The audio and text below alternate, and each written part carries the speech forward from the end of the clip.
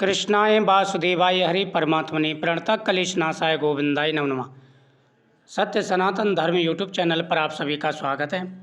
आमल की एकादशी का व्रत 27 तारीख को रखा जाएगा। बहुत बड़ा महत्व है इसका। जो भी सच्चे मन से भगवान की पूजा करते हैं उनके जीवन में आ रहे सारे कष्ट दूर हो जाते हैं। आमल की एकादशी का व्रत अवश्य करना चाहिए। इससे जीवन में आ रहे सारे कष्ट दूर होंगे और बहुत बड़ा आशीर्वाद भगवान का प्राप्त होगा। तो इस कथा को पूरा श्रवण करें ध्यान से और पूरे नियम के समस्त पाप नष्ट हो जाते हैं। इस व्रत का पुण्य 1000 गोदान के बराबर होता है। अब मैं आपसे एक पौराणिक कथा कहता हूँ, ध्यान से सुनो। एक वैदिक नामक नगर में ब्राह्मण, क्षत्रिय, वैश्य और शूद्र चारों वर्ण आनंद सहित रहा करते थे। वहाँ पर सदैव वेद ध्वनि गूंजा करती थी। पापी, दुराचारी तथा नास्तिक कोई नहीं था। उस नगर में चैत्ररथ नाम का चंद्रवंशी राजा राज्य करता था, जो अत्यंत विद्वान तथा धार्मिक था। सभी नगरवासी विष्णु भक्त थे और आबल, बाल, वृद्ध, स्त्री, पुरुष सभी व्रत किया करते थे। एक समय फाल्गुन मास के शुक्ल पक्ष की आमल की एकादशी आई।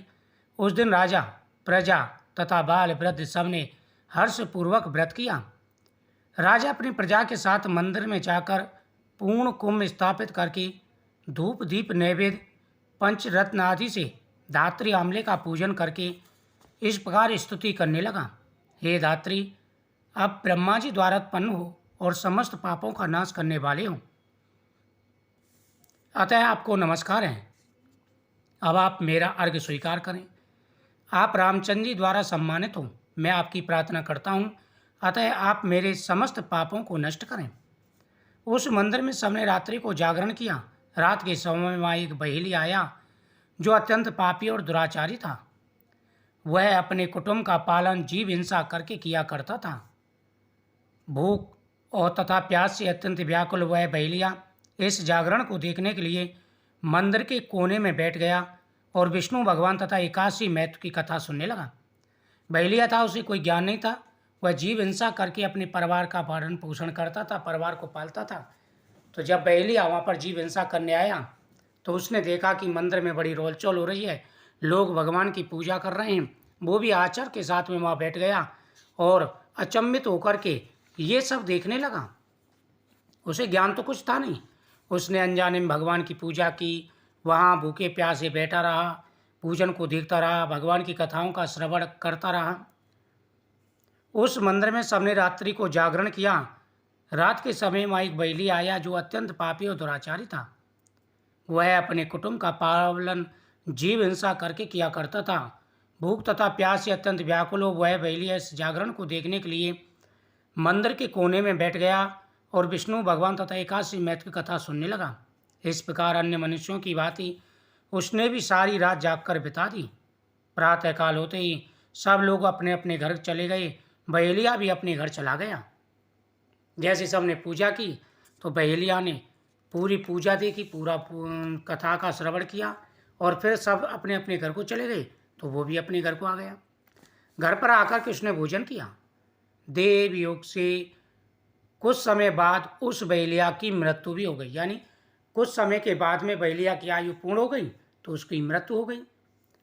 परंतु उस आबल की एकादशी का व्रत व जागरण करने के कारण उस बहेलिया ने राजा विदुरथ के घर जन्म लिया। और कहाँ वो बहेलिया था, लेकिन ये होता है एकादशी की कथा का महत्व है। एकादशी का व्रत उसने किया अनजाने में, वो तो व्रत वगैरह जानता ही नहीं था। अनजाने में उसने व्रत किया और उस व्रत के प्रभाव से वह बहेलिया की योनि छोड़ करके राजा विदुरथ के घर में उसने जन्म लिया। राजा विदुरथ के घर जन्म लिया और उसका नाम वसुरथ रखा गया। युवा होने पर वह चतुरंगणी सेना तथा धन्य दान से युक्त होकर 10,000 ग्रामों का पालन करने लगा। और वह क्या करने लगा, 10,000 गांवों का वो राजा हो गया, अधिपति हो गया और 10,000 गांवों का वह पालन करने लगा। वह तेज में सूर्य के समान, कांति में चंद्रमा के समान, वीरता में भगवान विष्णु के समान और क्षमा में पृथ्वी के समान था। वह अत्यंत धार्मिक, सत्यवादी, कर्मवीर एवं विष्णु भक्त था। प्रजा का समान भाव से पालन, यज्ञ करना तथा दान देना उसका नित्य का कर्तव्य था। एक दिन राजा शिकार खेलने के लिए गया। देव योग से वह मार्ग भूल गया और रात्रि को हो जाने पर उसी वन में एक वृक्ष के नीचे सो गया। थोड़ी देर बाद पहाड़ी मलेच वहां आए और राजा को अकेला देखकर मारो मारो शब्द कहते हुए उसकी ओर दौड़े। वे मलेच कहने लगे कि इसी दुष्ट राजा ने हमारे पिता पुत्र पौत्र आदि अनेक संबंधियों को मारा तथा देश से निकाल दिया था, अतएव हमें इसको अवश्य मारना चाहिए। ऐसा कहकर वे मलेच अस्त्रों का प्यार करने लगे। उनके अस्त्र शस्त्र राजा के शरीर पर गिरते ही नष्ट हो जाते और उनका भार पुष्पों के समान प्रतीत होता। अब उन मलेचों के अस्त्र शस्त्र उल्टा उन्हीं पर प्रहार करने लगे, जिससे वे मूर्छित हो गए। उसी समय राजा के शरीर से एक दिव्य स्त्री उत्पन्न हुई। वह स्त्री अत्यंत सुंदर वस्त्रों व आभूषणों से अलंकृत थी, मगर उसकी भ्रकुटी टेढ़ी थी, आंखों से लाल लाल अग्नि निकल रही थी। वह स्त्री मलेचों को मारने दौड़ी और थोड़ी देर में उसने सब मलेचों को काल के गाल में पहुंचा दिया, यानी सभी मलेचों का नाश कर दिया। थोड़ी देर में उसने जितने भी मलेच वहां आए थे राजा के ऊपर आक्रमण कर रहे थे, सभी मलेचों का उसने संहार कर दिया। राजा को पता नहीं था, वो तो सो रहा था। जैसे मलेच उसे मारने के लिए दौड़े तो उस भगवान की आज्ञा से एक शक्ति राजा के शरीर से निकली और उसने मलेचों को मार दिया। जब राजा सोकर उठा तो इन मलेचों को मरा हुआ देखकर सोचने लगा कि यह मलेच तो शायद मुझे मारने के लिए आए होंगे, लेकिन इनका अंत किसने किया। वह ऐसा विचार कर ही रहा था कि तभी आकाशवाणी हुई कि हे राजन, इस संसार में विष्णु भगवान के अतिरिक्त कौन तेरी सहायता कर सकता है। इस आकाशवाणी को सुनकर राजा अपने नगर को चलाया सुखपूर्वक राज्य करने लगा। महर्षि वशिष्ठ बोले, हे राजन, यह आमल एकादशी के व्रत का प्रभाव था।